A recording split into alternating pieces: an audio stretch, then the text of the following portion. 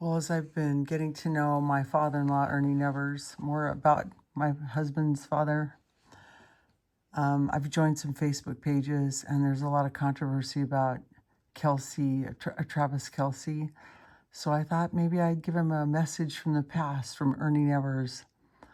Maybe it'll do him some good. So Ernie, the guy who pitched to Babe and invented the hook shot in basketball and saved the NFL, he's my father-in-law, Ernie Nevers, and he would have been shocked at what he watched Travis Kelce do in the Super Bowl towards his coach. Kind of a pity baby throwing a tantrum. Horrible example to those who've made you rich, Travis, and completely unthankful for your creator who made you. So Travis, Ernie's son is going to be featured in a movie, and he's famous for a lot of things, including a mom who made him a heavyweight boxing champion, headed for the big time with the greats of the day. But he's famous mostly for this, how he deals with pressure in heavy-duty situations. That's what the movie's going to be about. I just want to quote a few things Ernie Nevers said in one of his last interviews. One of the things he said was, I think that all these players ought to be thanking God that they are even qualified to play football and not just think it's all about them. I think they ought to get down on their knees once in a while and thank the Lord that gave them a physical makeup and mental makeup to be able to do this game. That's my thinking. So on another page, he says, I wouldn't have had anything. Listen, I don't take this on myself. Believe me. I know it's not me and myself that's made me great. I thank God in heaven every night before I go to sleep. And I still thank him every single night. I know that the Lord was on my side. Here's another one about what he said about Larry Cott. I'm going to slaughter this guy's name, but it's Zonka, Csonkas, who had a terrible attitude at a Super Bowl. He said, what the hell, Miami? I don't know. I don't know Miami anything. I don't know the good Lord anything. They don't stop to think that maybe the good Lord, if the good Lord hadn't given them a physique to play this game, they wouldn't even be playing it. They wouldn't be making any money. They wouldn't be rich. These are the things I don't want to forget in my life. I was always grateful. I know that I could even compete. I was very grateful, and I always have been. I don't think I did it all by myself. I worked like a son of a bitch, but I know this is the thing that it isn't actually all the money that these guys are about to get. There's more to it than that. God's given them the ability, basically, to entertain people. And wealth came from God. And their creator.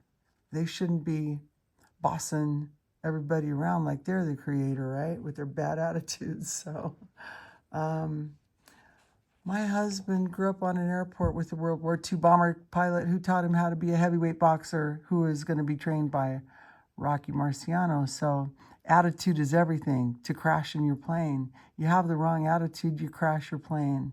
So it is in life, right? So this guy that's going to have a movie made about him, Ernie Nevers' son, is kind of famous for being pressured in really tough, life-altering situations. Even with a member of the royal family, Hell's Angel, a huge crowd mocking him, rather than using his fists to fight or his mouth in proud wrath and anger, he prayed to the God of heaven and got a word from the coach in the corner of the ring, a Holy Ghost coach, that in every bad situation that could have happened, it turned for good instead. Not only did Ernie Nevers talk about how spoiled and unthankful some of these NFL players were becoming, he saw it in the other two sports he played professionally for too. Men who should have been thanking Jesus every day for their God-given talent. Well, the good book says, God's holy word, the rich answer roughly. Just think if Travis Kelce was a poor boy that had just made the team and was super thankful for how his Father in heaven made him. Like Ernie Nevers said, these guys should be thankful. He wouldn't have had the audacity to take his coach on that way. It's a terrible example, too. It's pretty sad. Self-pity, rage, not very becoming, nor a good example about how to treat your coach in the face of a holy God. Many children around the world were watching him. A dose of shame might do this guy some good and help him undo what he did. He sowed a bad seed to many, sadly, and added to the culture of rage and offense that's already a huge problem in this world. If you go to the Ernie Nevers on Facebook or Instagram, you'll see the 3 things Ernie said in his last interview about being unthankful and unholy. The man who pitched to Babe Ruth, invented the hook shot, saved the NFL, and has the oldest NFL record, was thanking the good Lord every single night for his God-given talent, mind, and ability to excel and make the money he did back in that day. Travis, you should try it sometime. It'll change your life. And I hope you take the time to see the movie about Ernie Nevers' son. It's probably going to be called Jump for Jesus or something like that. It's really powerful, about a man who had everything and walked away from it to hear God's voice, because that's what matters the most. You can loose the light or loose the darkness in every single situation.